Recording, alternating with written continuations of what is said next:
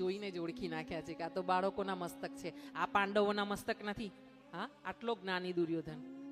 અને જેવા નજીક આવ્યા ને એટલે અસ્વસ્થામાં કીધું કે જો મિત્ર, બાજી જીતીને લાવ્યો છું. એટલે દુર્યોધને એવું કીધું કે લાવ મને જરાક સ્પર્શ કરવા દે, મને શંકા છે કે આ પાંડવોના માથા નથી. અને જ્યાં આ દુર્યોધને આમ હાથમાં માથું લીધું ને તો આમ કરીને છૂંદી નાખ્યું.